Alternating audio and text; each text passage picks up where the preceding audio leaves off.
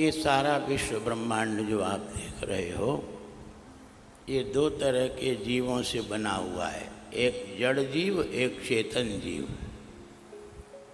चेतन जड़ात्मक ये जगत है।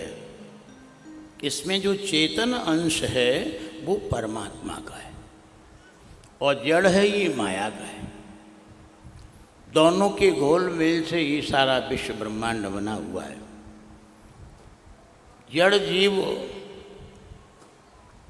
20 लाख प्रकार के होते हैं, हमारे ऋषियों ने गिना।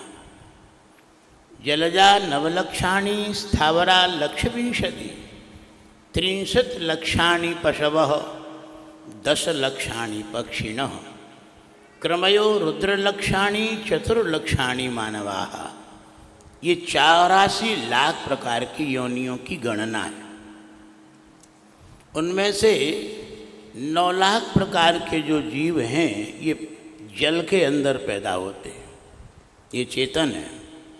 किंतु स्थावरा लक्षविंशति, जो जमीन को फोड़ के जो निकलते हैं पेड़ पौधे आदि, ये 20 लाख प्रकार के हैं। और आकाश में उड़ने वाले जो पक्षी हैं ये 10 लाख प्रकार के, जो घरों में पाले जाते हैं, जंगलों में स्वतंत्र रूप से विचरण करते हैं, ये पशु 30 लाख प्रकार के, कीड़े मकोड़े 11 लाख प्रकार के और मनुष्य 4 लाख प्रकार के। हम लोग मनुष्य एक ही प्रकार का समझते हैं, ऐसा नहीं है। 4 लक्षाणी मानवाः, 80 लाख प्रकार की योनियाँ तो मनुष्येतर योनियाँ हैं, किंतु 4 लाख प्रकार भी केवल मानवों के हैं। सबसे निम्न स्तर में जो जीवन जी रहे जीवात्मा, वो जीवात्मा जड़ कहलाते। एक जगह खड़े हैं, चल फिर नहीं सकते, बोल नहीं सकते, यद्यपि उनकी भाषा है। हमारे प्राचीन भारत के गुरुकुलों में विद्यार्थियों के लिए, छात्रों के लिए, शिष्यों के लिए हमारे गुरु लोग वृक्षों की भाषा भी सिखाते थे, इन पर्वतों की भाषा भी सिखाते थे, इन नदियों की भाषा भी सिखाते थे, ये नक्षत्र तारागण, आकाशमंडल, अग्नि पवन वायु, इनकी भाषा भी सिखाई जाती थी। किंतु वो परंपरा वर्तमान काल में लुप्त प्राय हो गई। कहीं कहीं हिमालय की कंदराओं में ऐसे महापुरुष पाए जाते हैं जिनको कादि विद्या, हादि विद्या, शादी विद्या, जो भौतिक जगत के पदार्थों की जो भाषा है उस भाषा को सिखाया जाता है। ध्यान देना, इन पशुओं की भाषा का भी बोध कराया जाता था, इन पक्षियों की भाषा का भी बोध कराया जाता था। मक्खी क्या बोल रही है, मच्छर क्या बोल रहा है, मकड़ी क्या बोल रही है, इन सब की भाषाओं का ज्ञान हमारे प्राचीन भारतवर्ष में ऋषियों के पास था। तो हम जो बताना चाहते हैं, स्थावर जो जीवात्मा है वो 20 लाख प्रकार के पेड़ पौधे। इन पेड़ पौधों से श्रेष्ठ जीवात्मा वे हैं जो चलने फिरने वाले।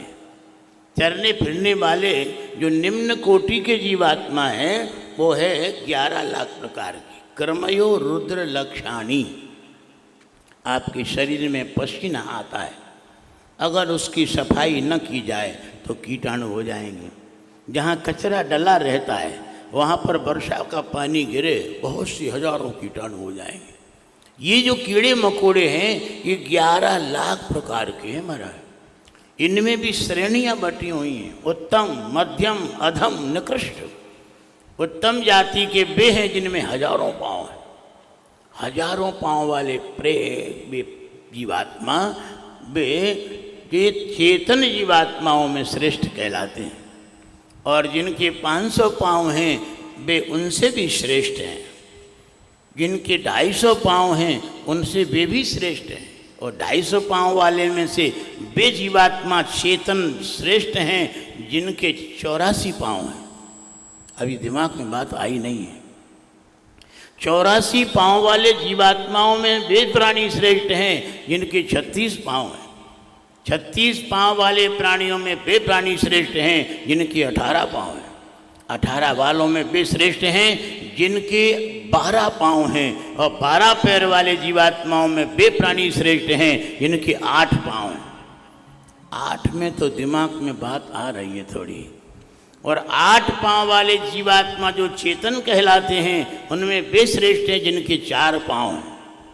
4 पाँव वाले प्राणियों में वे प्राणी श्रेष्ठ हैं जिनकी कर्मेंद्री और जिनकी ज्ञानेंद्री ठीक ठीक काम कर रही है।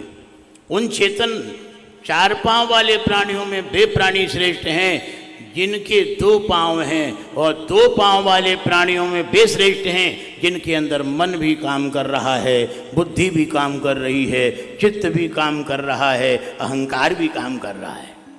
ध्यान देना, सर्वांगीण विकसित जो शरीर है 2 पाँव वालों में, अगर कोई शरीर है तो सबसे श्रेष्ठ शरीर है मानव शरीर। इसलिए गोस्वामी जी ने लिख दिया रामायण में, बोले नर समान नहीं कबन्यु देही, और जीव चराचर जाचत जेही।